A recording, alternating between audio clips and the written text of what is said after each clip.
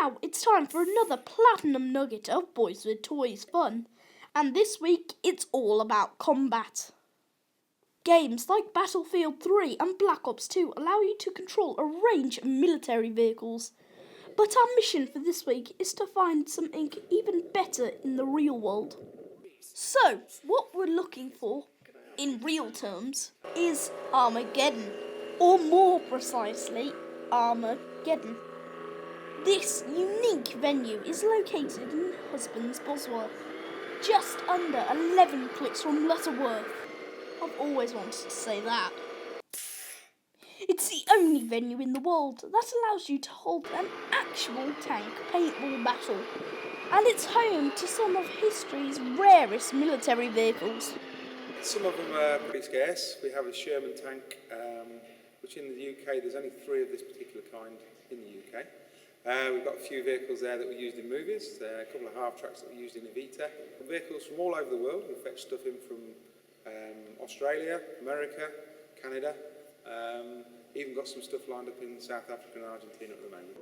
Today we're going to be using this, a military vehicle with a star-studded past. Yes, this armoured personnel carrier has met its fair share of celebs over the years. It has indeed, yeah, that's an FV432. That's one of the original ones we got. The most famous person we've had in there is David Hasselhoff. He came up here doing a show with Scott Mills. But she's also been in last year's Top Gear video, and that's the one we use if we get any TV work. That's usually the one that gets pulled in first. Built by GKN Sankey, the FV432 was introduced in the 1960s and has been the most common method of transporting troops on the battlefield ever since. In the 1980s, almost 2,500 vehicles were in use, with around 1,500 now remaining in operation. Although the MOD had planned to phase the series out in favour of newer vehicles such as the Warrior, they've been gradually upgraded by BAE Systems to extend their service into the next decade.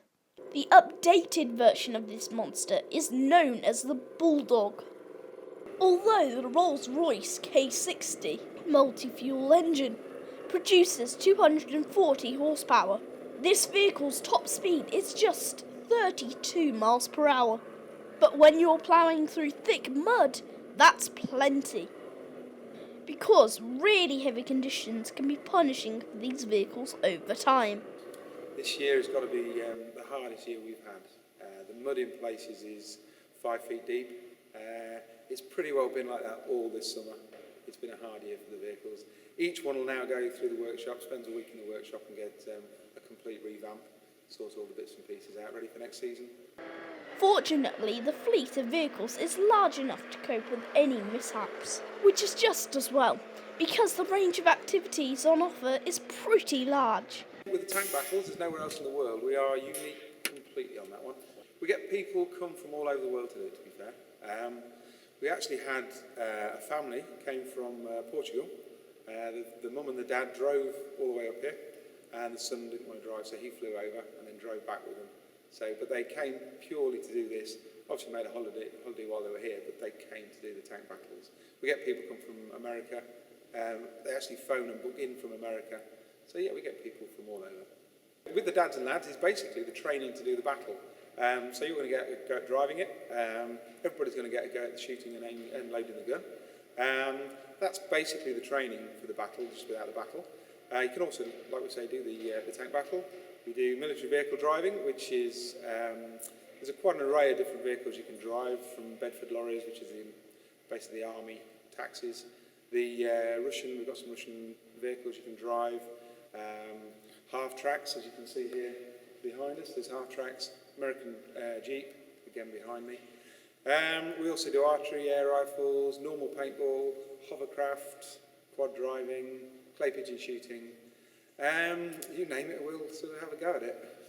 So, how much fun are these experiences?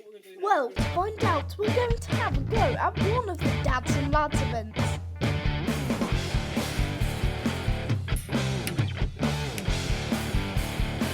So what we got in the First of all, we need to learn how to aim and fire the massive paintball gun. So, as it's a two-man job, I've invited my pal Jordan along to give me a hand. Ready?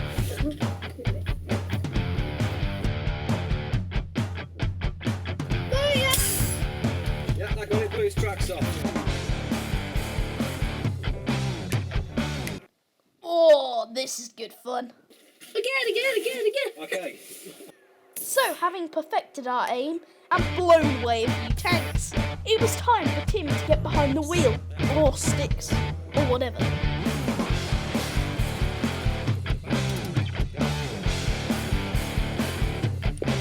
So. Hair out my eyes, I can't see.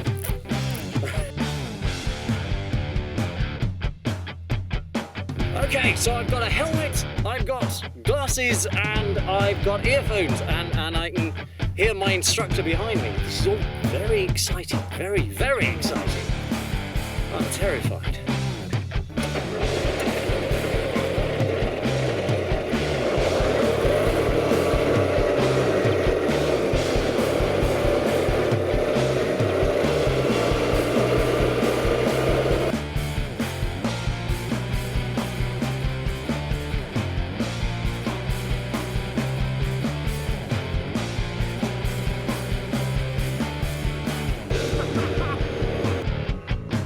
Thundering through the deep mud, you can't believe the sheer noise levels and vibration that this monster produces. It really is unlike anything that I've ever driven.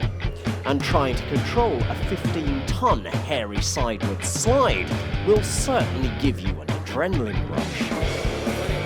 And if driving flat out through a mud bath in this thing isn't enough to rattle your nerves, then try doing the course with the hatch shut. Because now you're navigating something that weighs as much as a fire engine using nothing more than a letterbox.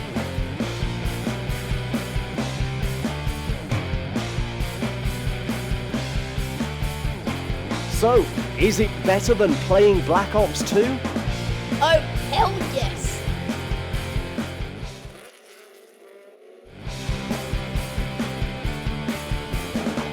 Well, I didn't think there was any combat experience in the world that could top tank paintball until we discovered this. It's a 2000 LDV convoy, but it's not the vehicle that's special, it's where we're driving it. Yes, this beaten old van is your ride to the edge of hell itself. And we're hitching a ride because the most popular theme in any modern combat game is zombies. Imagine a world where it's all gone horribly wrong, where the dead walk the streets.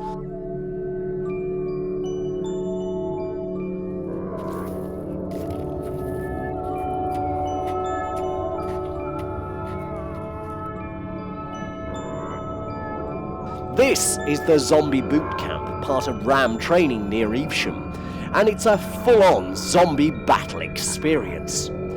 So what does it take to create a real-life zombie encounter? To find out, we sent JJ and doorman Steve Smith undercover with the Zombie Hordes.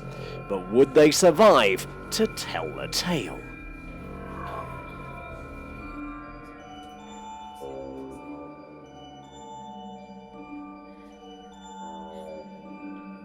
Well, the makeup isn't the most comfortable thing in the world, but having been zombified by actress Lutty, I started to get into character. That is scarily good, actually. You get used to after playing Hounds of Zombies.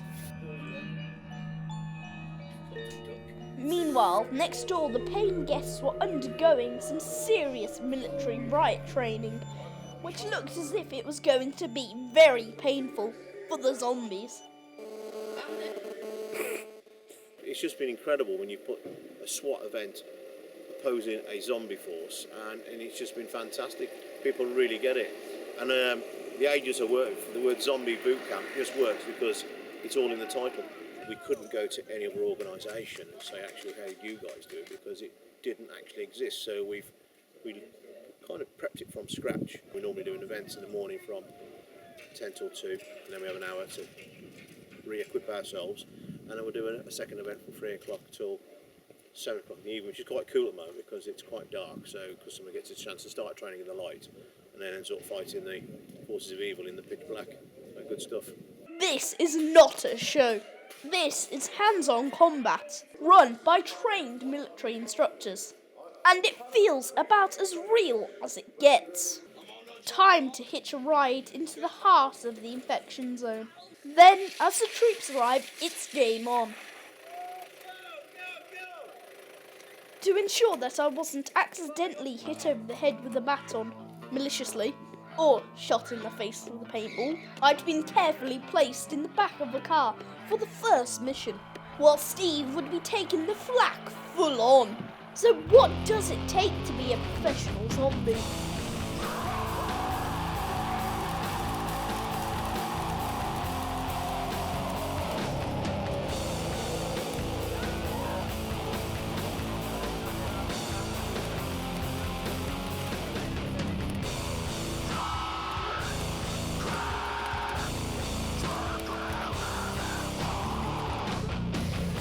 But if Mission 1 had had its thrills, then Mission 2 was about to raise everyone's heart rate. Because now you're fighting the forces of evil in the dark at close quarters. This is way more exciting than a game.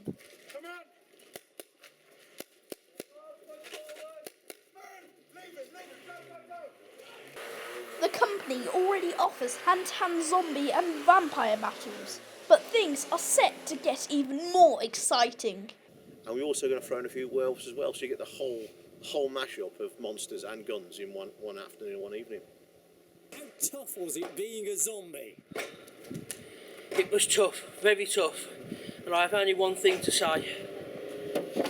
So, having played many zombie combat games and successfully gone undercover with the Hordes themselves, I was now a fully qualified zombologist.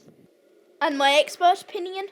Well, real zombies trump 2D gameplay any day. And both of these experiences are easily better than the virtual equivalent. Yes, you could try playing Black Ops 2 in 3D, but if you want the greatest combat experiences in the world, these two take some beating. And I'd even escaped without being eaten.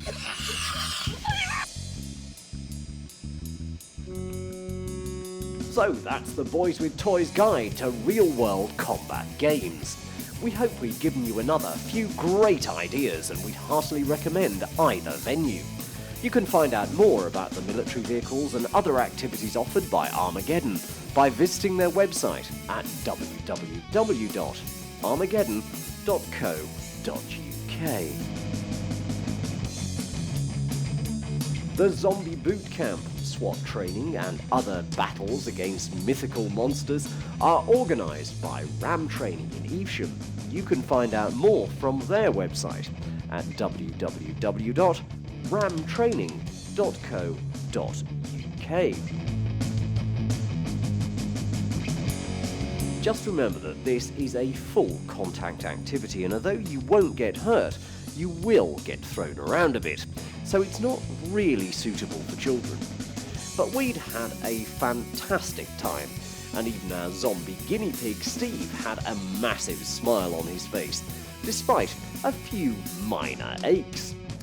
So, if you enjoy the tactical gameplay of combat games and you have a passion for shooting pretty much everything that moves, real tanks and zombies are definitely better than sitting in your armchair. All we can say is come and try it for yourself.